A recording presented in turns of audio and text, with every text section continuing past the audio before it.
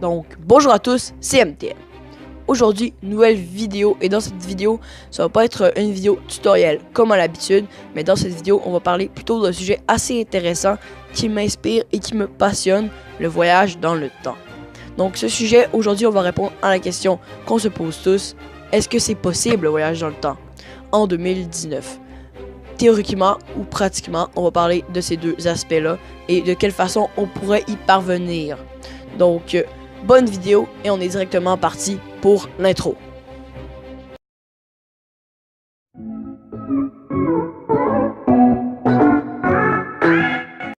Avant que je commence à parler sérieusement du sujet, le voyage dans le temps, il faut savoir que je suis un simple amateur et que je ne connais pas toutes les variantes au complet.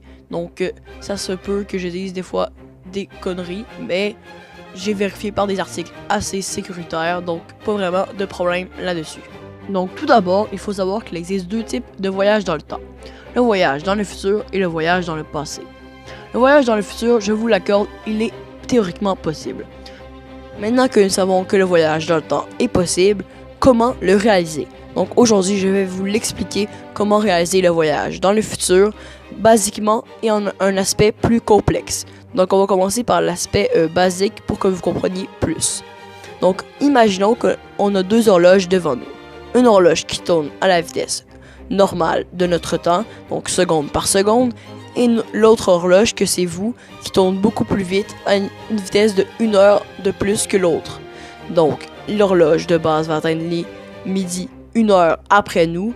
Donc nous on aurait voyagé dans le temps de à peu près 1 heure.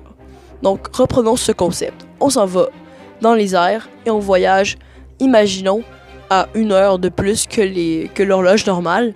Et on revient sur Terre, on a 1 heure d'avance sur l'autre. Donc nous on aurait vieilli de 0 minutes en fait, et eux auraient vieilli de 1 heure. Donc voici un peu le principe du voyage dans le futur, c'est tout simplement ça. Voyons maintenant l'exemple plus complexe. Imaginons, on a un avion. Cet avion-là, on va faire 7 ans avec dans le ciel, et quand on va revenir à Terre, on s'en va dans le ciel, et il va, imaginons, à 300 km/s. En 7 ans-là, on aurait vieilli de 7 ans, mais les autres humains auraient peut-être vieilli de 12 ans. C'est des chiffres au hasard que je vous sors là, mais ça pourrait peut-être être possible. Donc tous ceux auraient vieilli de 50 plus que vous, donc il aurait 50 plus, même s'ils seraient du même âge que vous de la base avant que vous partiez. Donc voilà le principe du voyage dans le futur. Donc maintenant je vais vous expliquer un voyage dans le futur qui existe en ce moment même dans le monde. Donc on est parti directement pour l'explication de ce voyage. Le petit voyage dans le temps que je voulais vous parler, c'est bel et bien les pilotes de chasse avec leurs avions de chasse. Comme vous savez, un avion de chasse ça va extrêmement vite et on se base sur ce principe pour voyager dans le futur. Donc les scientifiques et les pilotes de chasse ont fait une expérience. Les scientifiques étaient au sol avec une montre atomique au poignet et les pilotes de chasse étaient dans leurs avions de chasse et volaient à toute vitesse avec une montre atomique au poignet aussi.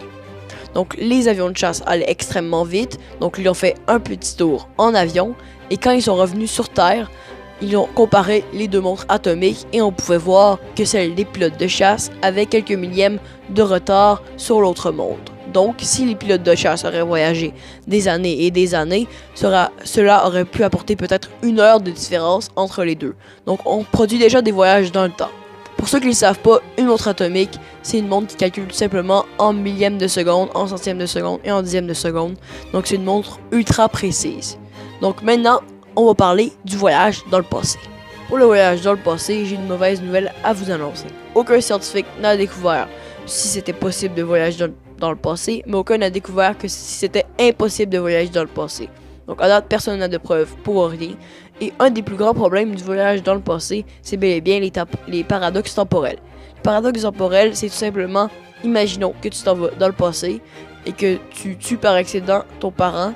Là, il y aura un petit problème car toi, tu ne vas pas pouvoir naître, donc tu vas changer d'apparence, tu vas devenir vraiment étrange et ça crée justement un paradoxe temporel.